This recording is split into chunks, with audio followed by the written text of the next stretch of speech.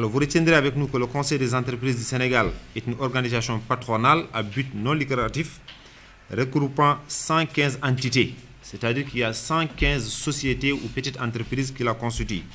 Mais en termes d'acteurs économiques, nous avons 25 000 acteurs économiques. Nos membres évoluent dans tous les domaines.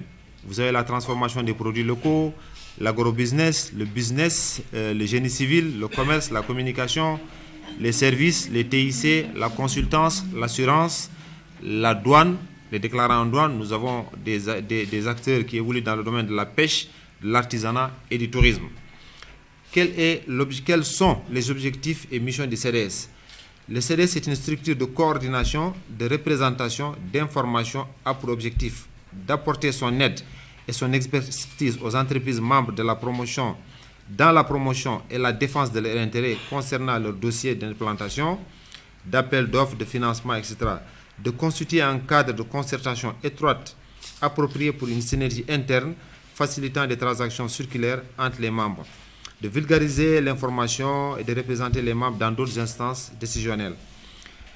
En ce qui concerne nos missions, nous concevons des programmes économiques pour la création d'emplois massifs pour l'auto-entrepreneuriat des femmes et des jeunes.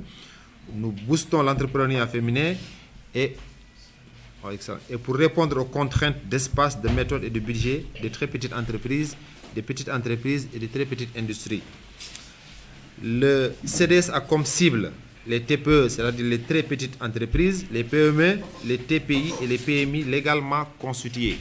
Cela veut dire que pour être membre du CDS, il faut avoir une entreprise légalement constituée, avoir son registre de commerce, son INEA, avoir une adresse connue, pourquoi pas un compte bancaire, et être dans une activité licite. Les associations aussi, au sein de notre organisme, nous avons des associations, dont la plus grande est celle qui est implantée par exemple à Tamba, qui comprend plus de 5000 femmes qui sont dans le domaine de la transformation de l'agrobusiness.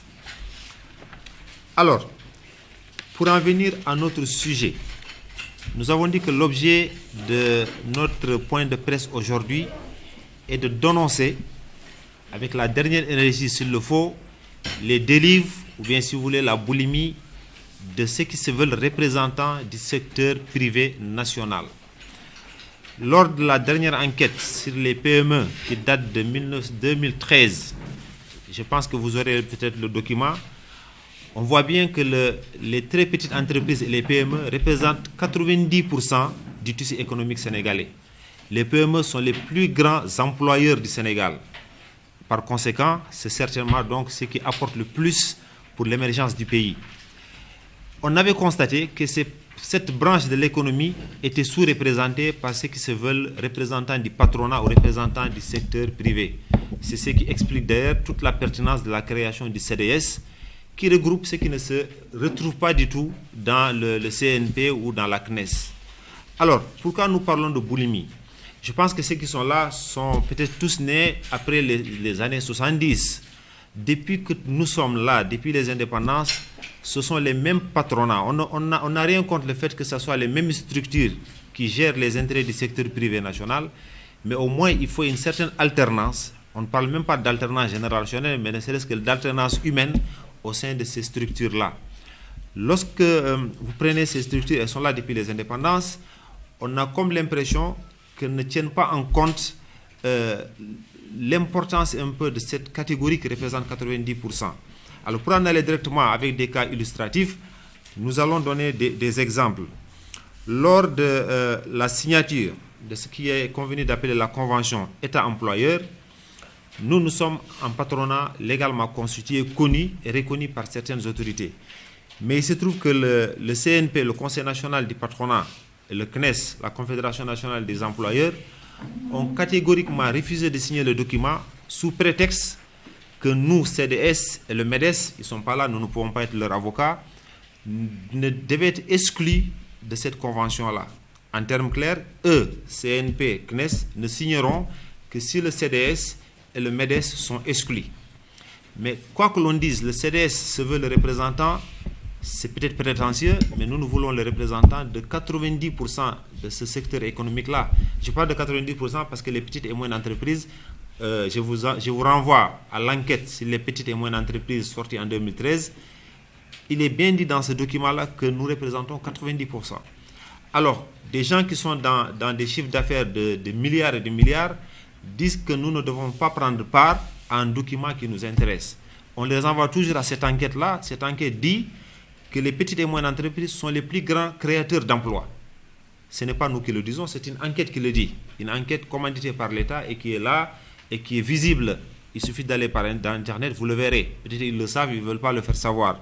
Alors ils se sont dit carrément que cette convention-là ne sera pas signée si le CDS et le MEDES sont signataires. Nous trouvons que cela est inacceptable dans un État comme le Sénégal, où nous avons tant parlé d'alternance politique, mais en matière économique aussi, nous exigeons peut-être une certaine alternance générationnelle. C'est le mot qu'il faut. Le deuxième point maintenant, c'est par rapport à un atelier de validation du rapport sur la stratégie de la promotion des PPE dans les mois qui devaient avoir lieu à Ouaga. Au même titre que la CNP, le CNES et les autres patrons, nous avons reçu une invitation par courrier d'un ministère de la promotion qui nous avait demandé de nous concerter entre patrons pour désigner un représentant. Nous avons répondu au ministère qu'il n'y avait pas de cadre légal de concertation entre les différents patronats, que donc nous laissons l'appréciation au ministère. Mais nous avons été informés par la suite que le CNP et la CNES, de façon arbitraire et peut-être tout à fait indépendante, ont décidé de choisir parmi eux quelqu'un qui allait représenter l'ensemble du patronat. Peut-être les représenter eux, mais l'autre branche du patronat que nous représentons et pour laquelle nous avons fait des enquêtes ne se reconnaît pas dans cela. Et pire, il est inadmissible de voir ces deux représentants du patronat, à chaque fois qu'il y a des voyages à faire, se faire prendre en charge par l'État, aussi bien pour les billets que par les per diem, ainsi de suite. Comment pouvez-vous comprendre que d'une organisation patronale qui se dit faire des chiffres d'affaires en termes de milliards ne puisse pas payer par exemple un billet d'avion pour aller représenter un secteur d'ici à Ouaga où le billet n'est même pas 300 000 francs CFA, ou peut-être les per diem, les frais d'hôtel, tout compris, ne dépassent pas 500 000 francs CFA pour les 2 jours. Là aussi, nous pensons que c'est inacceptable. C'est une occasion ratée de montrer peut-être à l'autre partie de l'Afrique qu'au Sénégal, nous avons des petites et moyennes entreprises qui ont de la matière. Et là aussi, comme on dit en Wolof, il faut du bourranter avec plus petit qu'eux. Là aussi, c'est peut-être inacceptable.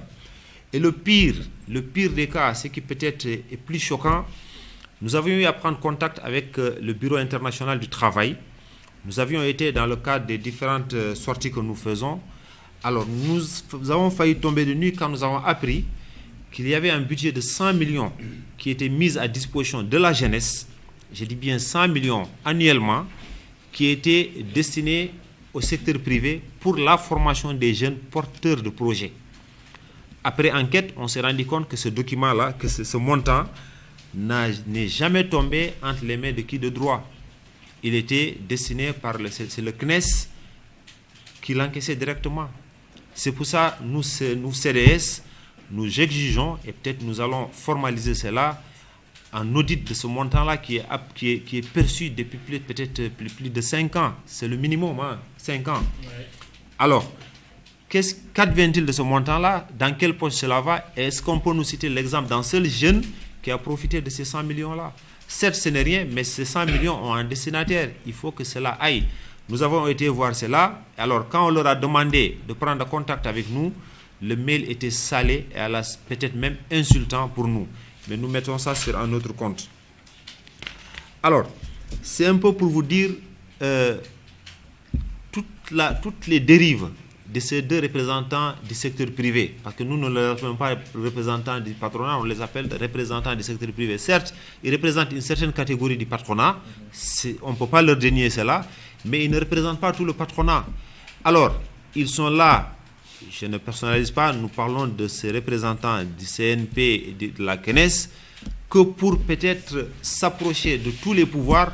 Ceux qui sont là peut-être depuis Senghor diront qu'ils ont traîné avec Senghor, Abdou Diouf, Abdoulaye Wade et encore là avec Macky Sall, pour tout simplement je ne sais pas comment le dire, pour des petites dividendes.